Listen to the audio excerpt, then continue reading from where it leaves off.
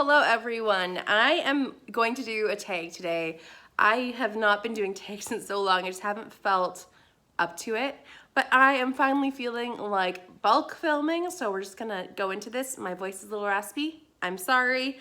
We are going to do the Fellowship of the Rings tag, which I believe is called Create Your Fellowship. Actually, it's called Choose Your Fellowship book tag. So this tag was created by Book's Nest. I have her video right there, and we're gonna go over the different questions in which to choose your fellowship. So they are doing a read along, her and Ashley from A Follow Through Fiction, but I am not participating in that. I read the books already this year and they were wonderful. I loved them, but I think it might be too soon for a reread and I don't have time. So I'm still gonna do the tag though, because it's fun. Lord of the Rings. And I never knew I was a massive fan. I mean, I knew I was a fan, but never a massive fan until I read them this year. So if you haven't read the books, you totally should. All right, we're gonna get into the first question. So the first member of your fellowship is Frodo. And this one is based on the prompt, you have to take the ring.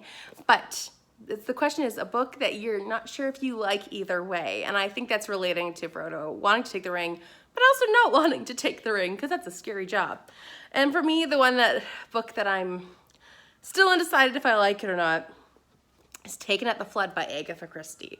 So this is one that I did enjoy, but it was just super slow for the most part because Hercule Poirot wasn't in it. And I've always said that, I mean, I like Hercule Poirot as a detective, like I like how he's good at that, but I've never liked him as a person. And then this book didn't have him in there for like the good, I don't know, like sections. And I missed him. So I feel very unsettled about my opinions anymore, at least in regards to Hercule Poirot. And this book was kind of slow, and then I'm like, do I dislike it? But I should like it more if Hercule Poirot isn't in it as much, but that's not how my brain is. So I'm feeling unsure about this one. So the next question is Sam, who is so loyal to Frodo and will carry him all the way to the top of the mountain, even if he can't do it himself. And the question is, what book are you so loyal to? And I am going to pick, there's so many books I could pick, but I'm gonna pick Chronicles of Narnia. This is my bind up collection, which I have yet to actually read in this format. My sister read it and thought it was great, so there's some illustrations.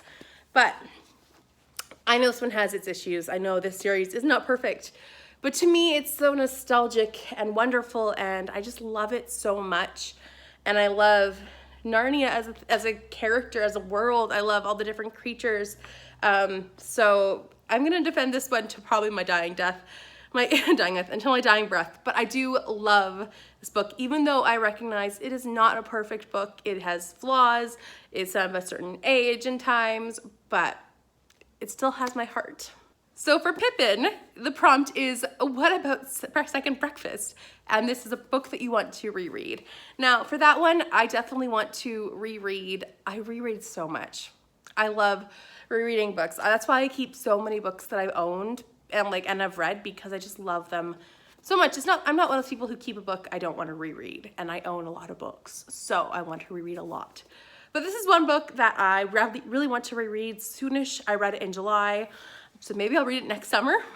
Is that soonish? But that is Beach Read by Emily Henry. So this one I really enjoyed. It was a full 4-star for me, but I think on a reread it could be a 5-star. This follows two authors who are switching genres on a dare to try and spice up their writing mojo, as both of them are going through writer's block. So I really loved this book, and I really just want to read it again. It has this amount of literary fiction aspect, which I really enjoy that genre, and then the romance aspect, and it's all coming out on the page. It's wonderful. It does deal with some hard stuff at times, which I want to reread. So this is definitely on my to reread list, maybe next year when I have time, or it's summer, because it is a kind of a summery read, although it doesn't, I think maybe it takes place in autumn actually. So now is maybe a good time to read it too. Who knows? So the next character that you need on your quest with you is Mary, whose quote prompt is, "We are all going with you." So we need a friendship book. And I don't have that many, to be honest. I was looking over my shelves and all of the friend groups that I could see were bad, or didn't have a main friend group for the book, which is interesting because there are some really great friend groups books that I've read, but I don't own a lot of them. And I'm thinking it's because I read a lot of mysteries and thrillers where friend groups aren't good, or I read a lot of books about solitary people who are just going through life. So I don't know what that says about me. Anyways, I found a book, and that would be the series of Betsy and Tacy. This is the first bind-up edition of the first 4 novels in this 9-part series, 10-part series, I think it's 10. And the first one is about Betsy and Tacy who become best friends. And then the second one is about Betsy and Tacy who have now Tibbs as their best friend as well. But it mostly follows Betsy and Tacy throughout their lives, or throughout their childhood, teen years, and into newly married. It's such a sweet, heartwarming series, and I just read it for the first time as an adult this year, or last year already, and I highly recommend picking this up even if you haven't read it before. It's just so wonderful. So the next prompt is from Legolas, which the quote I think is, "A book still only counts as one," and I think that's talking about the kills counting fighting scene in the movie and book. And the question is, what is your biggest TBR book? Because it only counts as one. And in some ways, I wish this one counted as like 3 or 4, because it's this one, it's Les Mis. And I could never say the name properly, Les Miserables, I don't know, by Victor Hugo. So thick. And the pages are so thin in this version. Like, yes, it looks huge, but I think it's even bigger than it looks, because this edition is only, and I say only as if that's a good thing, it's like 1,260 pages, because that's a short version. Oh my goodness, I'm gonna die whenever I read this, which will be next year, I'm sure. So yeah, biggest monster on my TBR. So somehow I missed Aragorn's question about a swoon-worthy hero or heroine, and I have a couple choices. It's all of my Christian fiction romance stuff, honestly. They're all swoon-worthy. But I've gone with a new release, which is The Hunting at Bonaventure Circus by Jamie Jo Wright. This is a very shiny cover, and it is about a circus, but also dual timelines, so in the 20s and current day, where they are, so in the past, I've talked about it several times, I've raved, but I loved it. This is a 5-star book. But this is a book about a circus that's happening in the 20s and mysteries surrounding it. And one of the characters, her name is Pippa, and she is, she has something wrong with her leg. It's like a bum leg kind of thing. So there's that storyline, and then the current timeline, which is about Chandler, who has Lyme's disease, and she is in charge of restoring this old building, which is where they found a body back in the 20s. And you haven't come across that part yet when the book starts, so I'm not going to say anymore. But in the current timeline, there's Hank, and he was swoon-worthy to me. I really loved his character, and I thought he was just dreamy in that kind of way, and so protective of Chandler. I loved it. So if you haven't checked out The Haunting at Bonaventure Circus, you should. And she's such an amazing mystery writer and suspense builder. So this is something where the storylines always intersect, and it's super fun to see that happen. So yeah, loved this one and love Hank. So the next character is Gimli, which is, did I get you a box kind of a situation? He's just so short.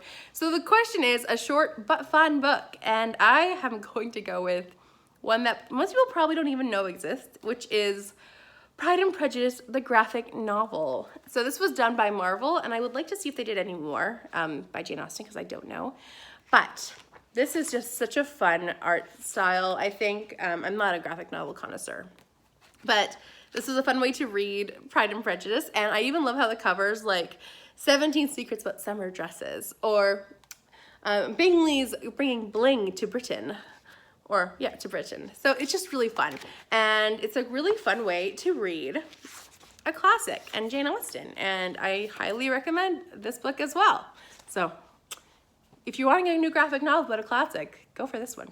So the next prompt is Boromir's, which is They Took the Little Ones. So what's in a book series that you've only read the first book of, and never got moved on. So I'm gonna kind of tweak this to where I tried the first book, didn't work, and I tried a couple more and didn't work, and that would be the Stephanie Plum series by Janet Ivanovich. So I think it's the first one is One for the Money, and I got maybe 5 chapters into it.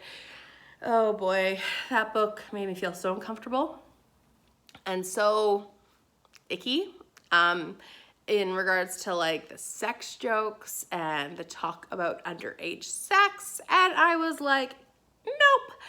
And then I just like, I've had experiences with her books before where she was writing in a duo, and I really enjoyed them. They were a little cringy at parts about the sex talk, but I really enjoyed listening to them. So I tried listening to an audiobook and no. So I tried again and no.